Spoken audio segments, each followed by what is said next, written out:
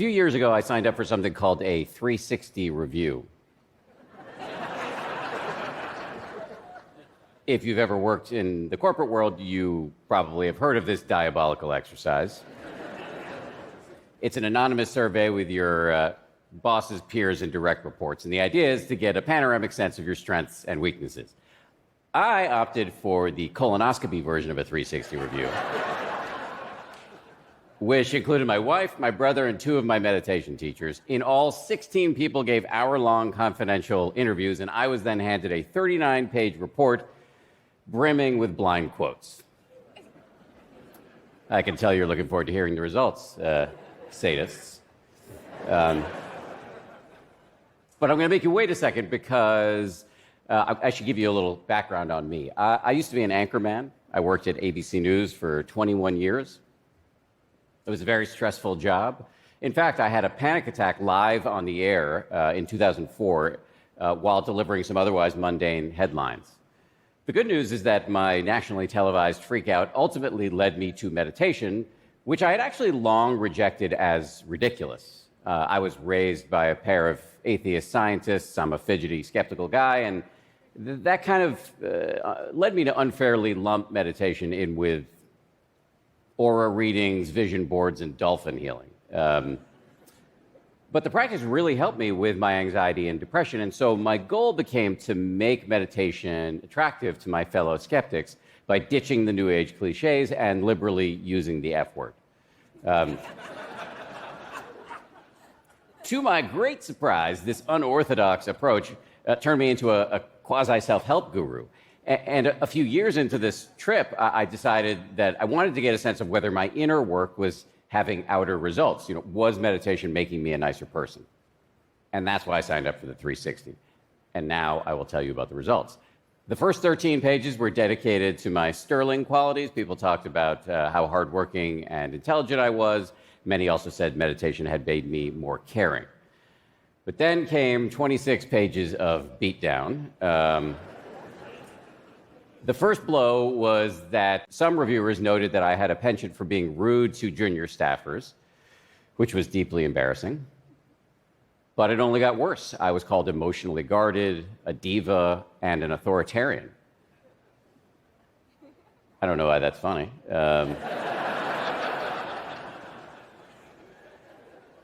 Some people even questioned my motives for promoting meditation. It got so bad that at one point my wife, who was reading it with me, got up and went to the bathroom and cried. I think for me, the most painful part was realizing that the aspects of my personality that I was most ashamed of and had really tried to hide were in fact on full display for everybody.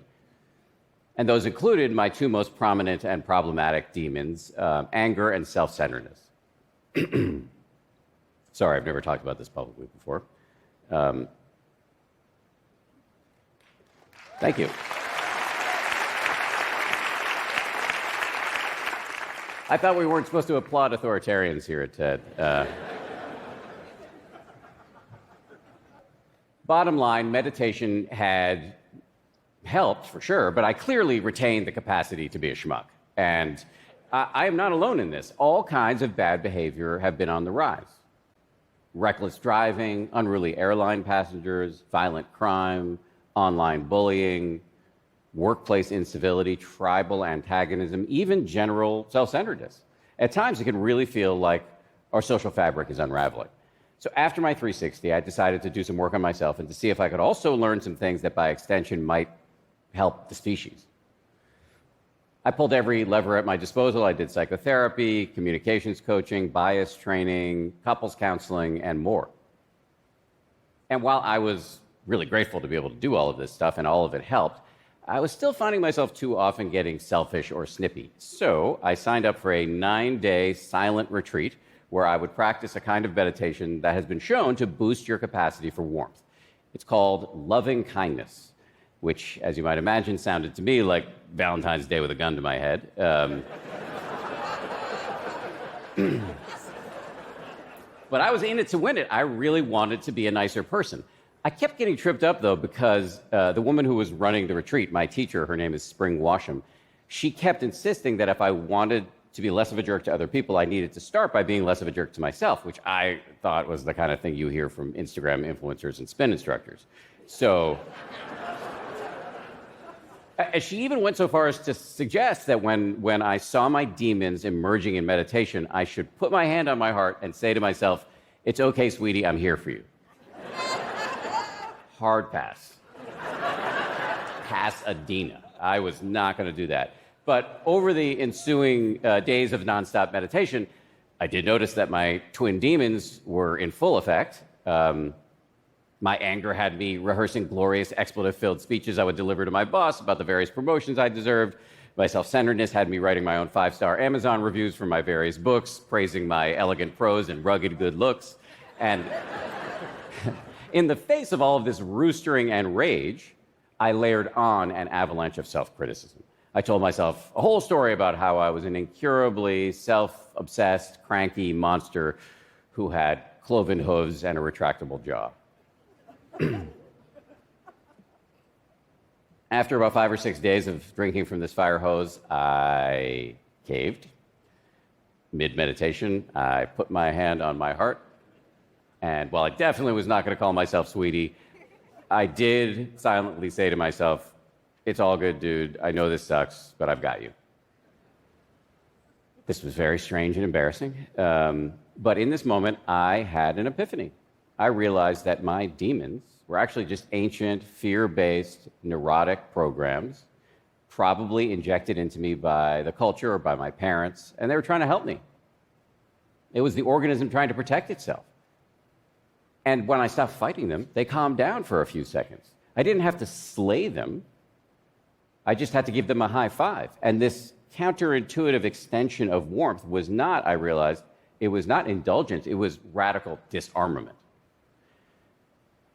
Here's the way I think about this. At any given moment, we humans have two choices, or two spirals that are available to us. The first is what my friend Evelyn Triboulet calls the toilet vortex. The reason why this looks childish and ridiculous is that I drew it myself.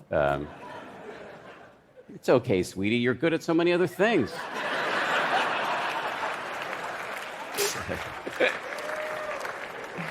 I probably shouldn't make fun of the thing I'm going to try to get you to do, but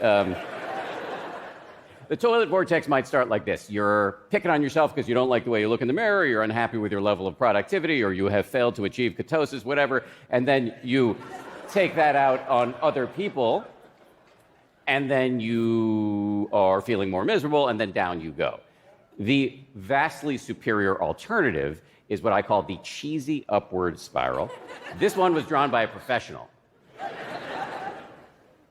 As your inner weather gets balmier, because you've learned how to high-five your demons, that shows up in your relationships with other people. And because relationships are probably the most important variable when it comes to human flourishing, your inner weather improves even further, and up you go.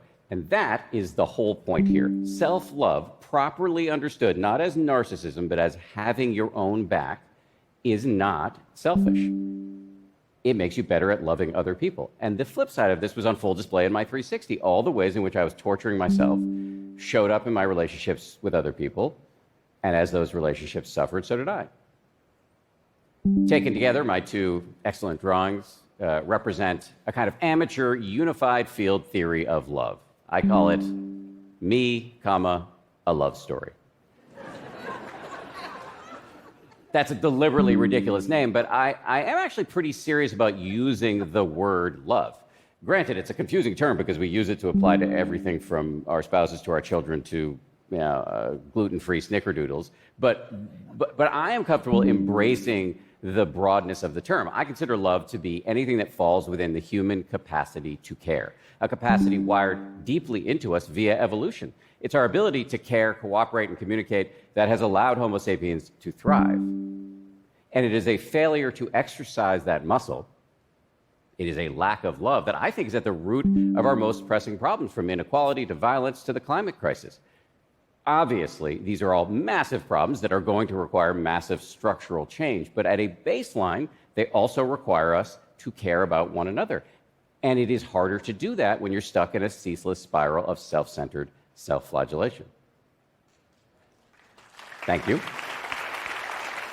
So I guess what I'm trying to say here is there's a geopolitical case for you to get your shit together. And the massively empowering news is that love is not an unalterable factory setting. It is a skill that you can train. It's actually a family of skills. After my 360, I learned a whole bunch of practices for upping my love game, and I'm going to share 2 with you right now that I think would be very easy to integrate into your life. The first is to boot up a practice of loving kindness meditation. I should say that it does not require you to subscribe to some fancy metaphysical program, and it shouldn't take up too much time, maybe a few minutes, a couple times a week to start. The instructions are really simple. Find a reasonably quiet place, assume a comfortable position, close your eyes, and begin by envisioning a really easy person. Maybe a good friend, maybe a pet. And then you repeat in your mind 4 phrases. May you be happy, may you be safe, may you be healthy, may you live with ease. After you've generated a little warmth, you do a bait and switch and move on to yourself.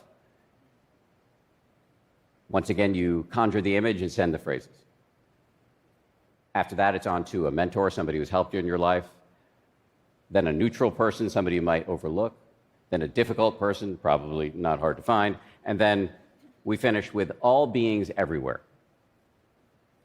To some of you, this may seem forced and treacly, but it's worth noting that the research shows that this practice has physiological, psychological, and even behavioral benefits.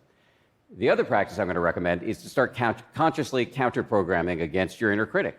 Next time you notice yourself going down the toilet, if nobody's looking, put your hand on your heart and talk to yourself the way you would talk to a good friend.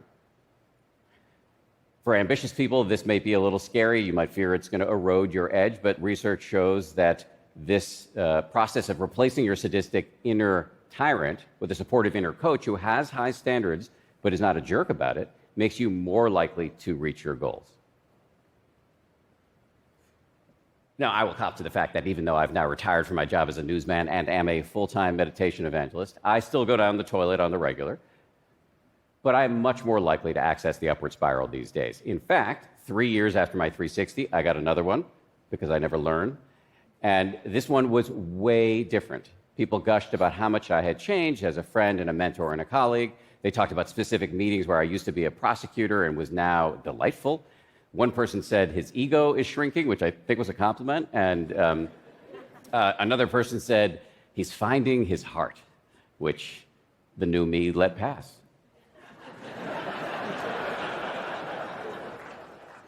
After she finished reading, my wife turned to me and said, "Congratulations. Now you're boring." I'm hoping that was a joke because, in my opinion, upping your love game is anything but boring. It's countercultural because it cuts against the never enoughness and always behindness that society seems to want us to feel.